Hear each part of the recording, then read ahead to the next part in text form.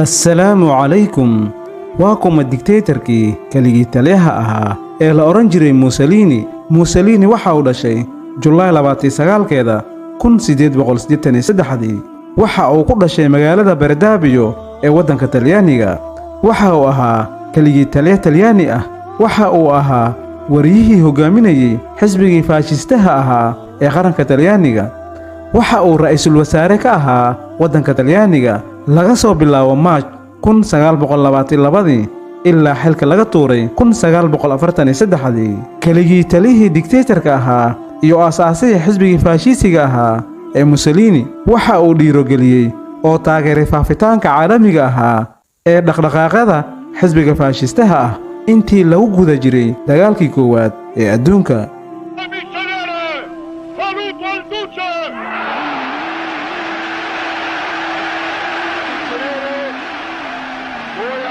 Mussolini asal ahaan waxa uu ahaa hanti wadaag siyaasi ah iyo wariye ka tirsan wargeyska Avanti. 1912 waxa uu noqday xubin ka tirsan agaasinka qaranka ee xisbigii hanti wadaagga Talyaaniga. 1914 Mussolini waxa uu aasaasay wargeys cusub Il Babodi d'Italia. waxa uu ka mid ahaa ciidamadii boqortooyadii Talyaaniga intii lagu guda jiray dagaalkii koowaad ee adduunka. kadib dictatorkii Mussolini ahaa waxa uu aasaasay dhaqdhaqaaqa faashistiga ah kaasi oo ka soo horjeeda sinaanta iyo khilaafka. waxa uuna aasaasay kacaan qarannimo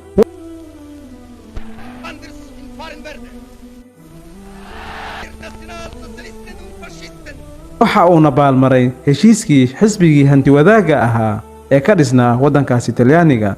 kadib 1922 Mussolini waxa ra'iisul wasaare u magacaabay boqorkii Roomaanka ee la oran jiray Victor Emmanuel. Mussolini waagaasi waxa uu noqday qofkii ugu da'da yaraa ee ra'iisul wasaare ka noqda wadanka Talyaaniga.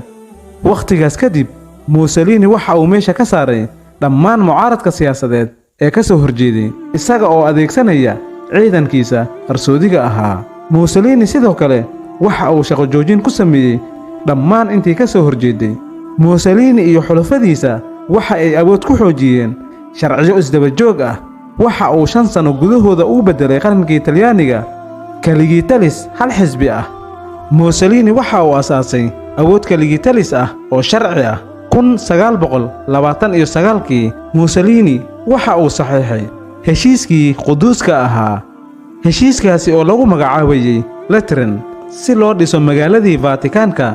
siyaasaddii Mussolini waxa ay ujeedadeedu ahayd in ay soo celiso haybadii qadiimiga ahayd ee boqortooyadii Roomaanka iyada oo la ballaariyay hantidii gumeystaha Talyaaniga iyo saameyntii xisbigii faashisiyiinta ahaa. sanadii 1920 dictatorkii Mussolini ahaa waxa uu amar ku bixiyay in lala wareego badweynta Liibiya. isla sanadkaasi Mussolini waxa uu amar ku bixiyay bamkii Korva ee dhacdadii Griiga. waxa uu aasaasay maxkamad ka sareysa wadanka Albania waxa uuna ku soo diray magaaladii Viyum ee wadanka Talyaaniga iyadoo loo marayo heshiisyadii Yugoslavia. 1939 ciidamadii uu hogaaminayay dictatorkii Mussolini ahaa waxa ay qabsadeen wadankii Albania. 1936 ilaa 1939 Mussolini waxa uu amar ku bixiyay faragelintii militariga uu ku lahaa wadanka Isbaanishka intii lagu guda jiray dagaaladii sokeeye ee ka socday wadanka Isbaanishka dhexdiisa. waxa uu faragelin ballaaran ku sameeyay wadanka Isbaanishka. Mussolini iyo ciidankiisa waxa ay kaalin xoog leh ku lahaayeen dagaaladii waaweynaa ee dagaalkii labaad ee adduunka. Mussolini in badan markii uu ku fashilmay dagaalkii labaad ee adduunka Mussolini waxa kalsoonida kala laabtay boqorkii Roomaanka ee Victor Emmanuel iyo dhammaan xisbigii faashisiga ahaa. sanadu markay ahayd 1943 boqorkii Roomaanka ee Victor Emmanuel waxa uu xilka ka tuuray dictatorkii kaligii taliska ahaa ee Mussolini waxa uuna dhigay xabsiga. boqorkii Roomaanka waxa uu magacaabay ra'iisul wasaare kale ee maamulo wadanka Talyaaniga.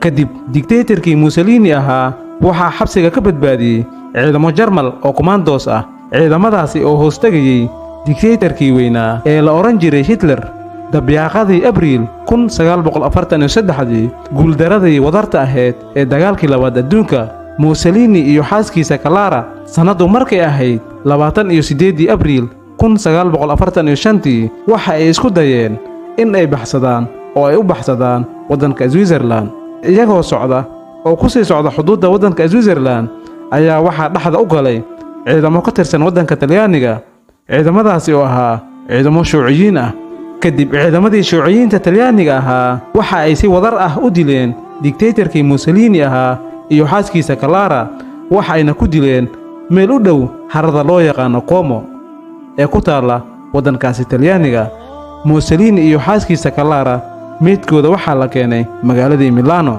waxaana laga soo laalaadiyay fagaaro ku yaala magaalada Milano dhammaan dadweynaha Talyaaniga si ay u xaqiijiyaan ay u ogaadaan in uu dhintay keligii taliyihii dictatorka ahaa ee la oran jiray Mussolini dictatorkii Mussolini ahaana sheekadiisa waxa ay soo gabagabowday sanadu markay ahayd 28 abriil 1945 waxaa gacanta ku dhigay ciidamadii Shuuciyiinta Talyaaniga ahaa si wadar ah ayna u dileen isaga iyo xaaskiisa waxayna keeneen fagaaro ku yaala magaalada Milano waxayna ka soo laalaadiyeen meel irir badan dhammaan asxaabta ku xiran channelka Berisamaad waxaan idinka codsanaynaa channelka inaad noo like gareysaan aad share gareysaan subscribe-na aad dahdaan mahadsanidin assalaamu calaykum ورحمة الله وبركاته.